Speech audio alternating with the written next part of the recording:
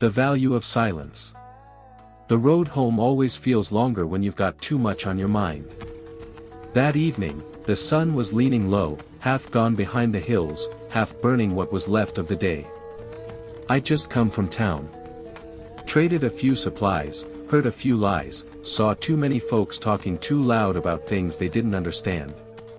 The older I get, the more I notice, most men don't really talk. They just wait for their turn to make noise. The silence between words, that's where truth usually hides. I spotted him a ways down the trail. A tall fella, rough coat, dust all over, hat pulled low. His horse looked tired, like it had been dragged into trouble one too many times. When we met, he didn't move aside. Just stared. "You Wyatt?" he asked. His voice had that mix of whiskey and pride that never ends well. I gave a slow nod. Didn't say a word. He smiled, the kind of smile a snake makes before it strikes. "Heard a lot about you," he said. "Some say you think you're better than the rest of us." I just looked at him. The wind moved between us, carrying a tumbleweed and a moment that felt like forever. "Say something," he snapped. "Or are you too proud to talk to a man face to face?" His hand rested on his belt, close enough to the gun to make a point, but not enough to draw. I didn't move. Didn't blink. Sometimes the quiet can rattle a man more than any bullet. The truth is, I'd been that man once.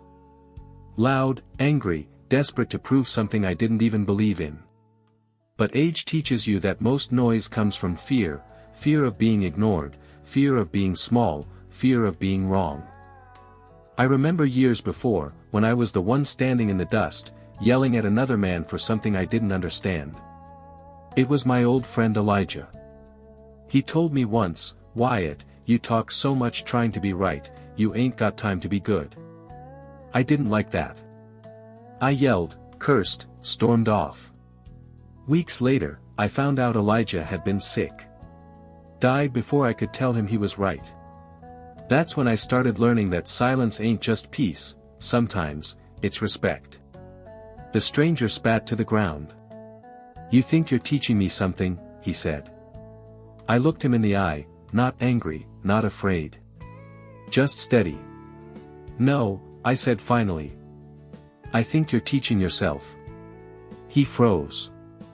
Didn't expect that. I tipped my hat and slowly rode past him. Didn't look back. Didn't need to. Sometimes walking away is the loudest thing a man can do. That night, camped by the fire, I thought about how many fights I'd avoided just by keeping my mouth shut. The flames danced, and the stars came out, quiet witnesses to all the foolish words men had ever spoken under them. I realized something. Silence ain't the absence of sound. It's the presence of self-control. It's knowing that words have weight, and once they leave your lips, they don't come back the same. Every word builds or breaks. Every silence tests your strength. So now, when I see a man burning with anger, shouting just to be heard, I let him. Because I know, his fire will burn out faster than mine. A wise man doesn't fear silence. He walks with it. Sleeps with it. Learns from it. Silence is the mark of a man who no longer needs to prove who he is. So if you ever find yourself standing in the dust, tempted to speak just to fill the quiet, don't. Take a breath. Listen to the space between the noise. That's where truth waits. As Uncle Wyatt used to say, silence doesn't mean you're weak. It means you've already won the battle within.